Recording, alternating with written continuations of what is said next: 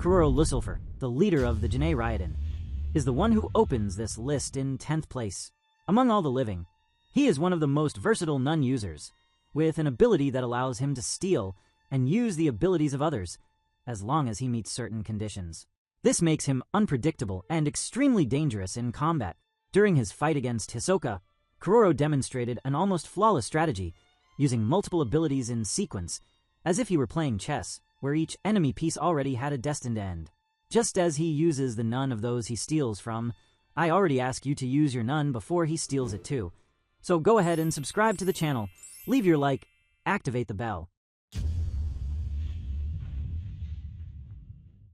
Anyway, it's true that he had time to prepare against Hisoka and that the fight wasn't entirely fair.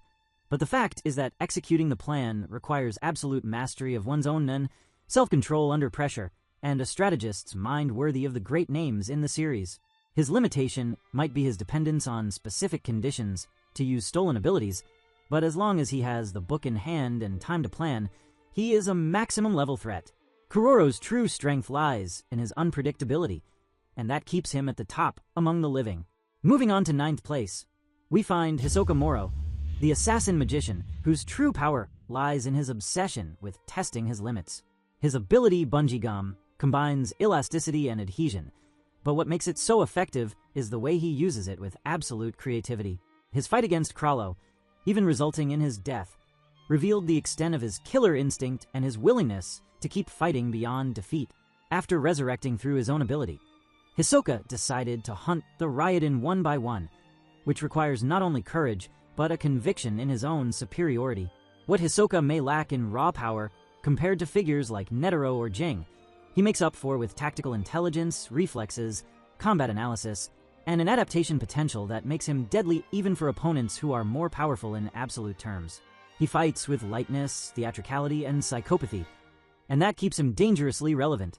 Besides, he has now revealed himself to be stronger than the Chimera Ants, who wouldn't bring him what he truly desired, a fight that takes him to the peak of the emotions that dominate him. Jumping straight to 8th place, we have Paris Dunhill. The former vice president of the Hunter Association is a rare case of a character whose true power hasn't yet been shown in direct combat, but whose placement here is inevitable through narrative inference. He was one of the few who managed to manipulate the political game of the Hunter election, dealing with figures like Cheadle Leorio, and even Jing himself, as if they were all pieces on his personal board. His nomination as one of the candidates for the expedition to the Dark Continent suggests that his nun, even though not shown, is at a very high level. Being accepted into that group demands extreme technical strength, and Paris Dunn is also mentioned as someone capable of containing world-level calamities, in addition to being connected to beyond Netero, which implies a tolerance for colossal risks and enemies. The mystery around Paris Dunn doesn't lessen his danger. On the contrary, it amplifies it, and he is only not placed higher on this list due to the lack of information. In 7th place is Botobai Giganti, one of the most experienced and discreet members of the Zodiac, who was selected for the most dangerous mission in recent history, the exploration of the Dark Continent. He not only represents an extremely logical line of thought within the association, but also has the authority to deal with missions classified as critical, including containing threats on a continental scale. Botobai seems to be a complete warrior, both strategically and physically, and his constant presence in extremely high-level matters gives clues about his strength. If the association sent Botobai to a place where calamities like Brian, AI, and Zig Zoldyck were observed, then his nun must be on a level that allows him to survive such situations. Even without showing his power directly in combat, the narrative has already placed him among the best. In 6th place, Kurapika, and rightfully so. After his rise as an indirect protagonist in the succession war of the Kaken Empire, Kurapika demonstrated a level of control and sacrifice that elevated him beyond his own tragedy. His specialist-type nun allows him to activate chains with specific functions when in Emperor time, a skill that grants him access to all types of nun with maximum efficiency at the cost of his own life. His ability to block others' nun, heal, control, or pierce with lethal force is almost unmatched. But what sets him apart is his ability to think in 3 or 4 dimensions, dealing with princes, soldiers, magical beasts, and political traps without losing focus. Kurapika is no longer just the avenger of the Korda. He is the man who holds the thread of sanity and justice in a journey that may decide the future of the Hunter world. His influence and danger grow with each chapter, and his physical decline makes him even more tragic and more dangerous. He was placed here above Chrollo and Hisoka solely because of the level demanded of him currently, having to keep everything under control while in total exposure. Before continuing, taking this hook about the Kaken princes and why they're not on this list, the short answer is, it depends. Most of the Kaken princes haven't yet surpassed the top 10 characters in terms of raw combat power, but what makes them frightening is that they are rapidly growing, protected by nun beasts that defy normal rules, and some have the potential to surpass anyone on this list. And that would also be way too overpowered. Anyway, let's go to 5th place, and now entering names who have shown their potential in direct confrontation, we have Silva Zoldyck. The patriarch of the Zoldyck family is one of the most feared assassins in the world, and has already faced Chrollo Lucifer without being killed, which in itself says a lot. He was also seen defeating Cheetu in an instant, with a pure nun attack powerful enough to obliterate a chimera's body effortlessly. Silva is a classic example of physical strength, combined with mastery of emission and transmutation nun. The brutality and precision of his attacks, along with his coldness and experience, make him a dominant figure in any battlefield. He also seems to know the threats of the world beyond the map quite well, which makes him a natural candidate to deal with continental-level situations, even if he chooses to stay on the margins of the Hunter world. His only weakness may be his lack of political or philosophical ambition. He kills, fulfills contracts, protects his family, but does not engage in larger disputes. Even so, no one faces him head-on and comes out unscathed. 4th position, Jing Freaks. Gon's father is possibly the greatest example of absolute mastery of nun in the current world. His ability to replicate any nun technique he has witnessed, even if only once, places him at a level of complexity and adaptability inaccessible to most. What we've seen from him so far is only the surface, and even so, enough to place him in the top 5.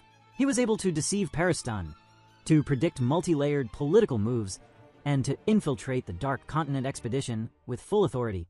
Jing seems to be in constant observation of the world, always one step ahead, as if every action were part of a greater plan.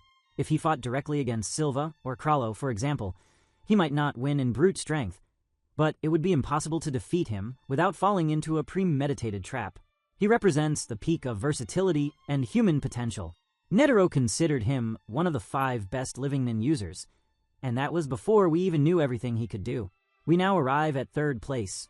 Beyond Netero, the son of the legendary Isaac Netero is, in many ways, a greater mystery than his own father.